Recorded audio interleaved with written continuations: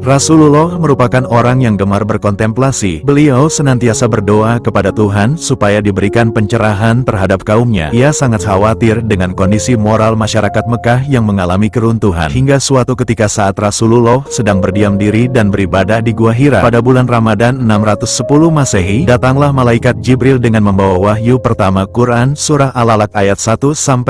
Sudah menjadi kebiasaan Rasulullah bertahan alias beribadah di Gua Hira. Beliau menetap di sana hingga beberapa malam, sampai perbekalan yang disiapkan Sayyidah Khadijah habis. Setelah itu beliau pulang ke rumah istrinya. Beberapa hari berikutnya kembali lagi ke Gua Hira dengan membawa perbekalan yang disiapkan oleh Khadijah. Suatu hari datanglah kepada beliau malaikat Jibril dan berkata, "Bacalah." Beliau menjawab, "Aku tidak bisa membaca." Lalu malaikat Jibril menarik dan memeluknya erat-erat sehingga beliau kepayahan.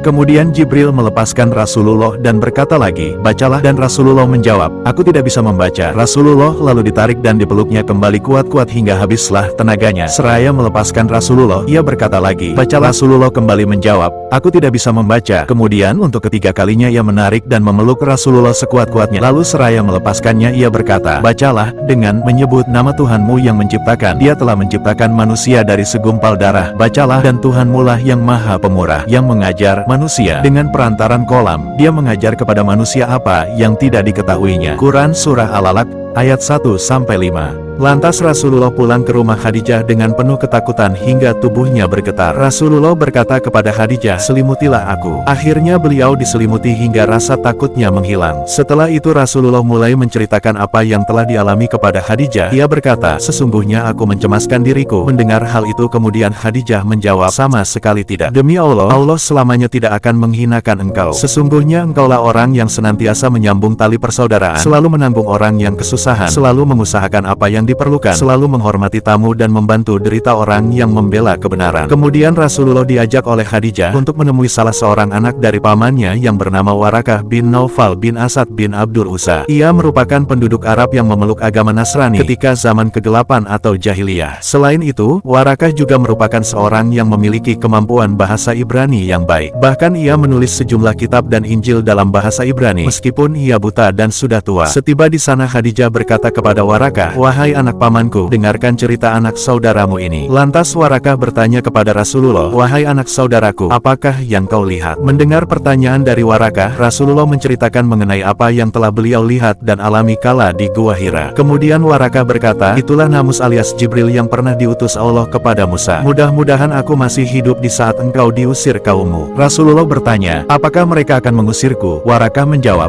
"Ya, sebab setiap orang yang membawa seperti apa yang engkau bawa pasti dimusuhi orang. Jadi kelak engkau mengalami masa-masa seperti itu, dan jika aku masih hidup, aku pasti akan menolongmu sekuat tenagaku." Tak berselang lama setelah pertemuan itu Warakah meninggal dunia. Selanjutnya, Nabi Muhammad menerima wahyu secara berkelanjutan selama kurang lebih 23 tahun sebagai penanda dimulainya peradaban umat manusia khususnya Islam. Peristiwa turunnya ayat pertama Al-Quran ini bertepatan dengan tanggal 17 Ramadan yang kemudian kita kenal dengan peristiwa Nuzul Quran.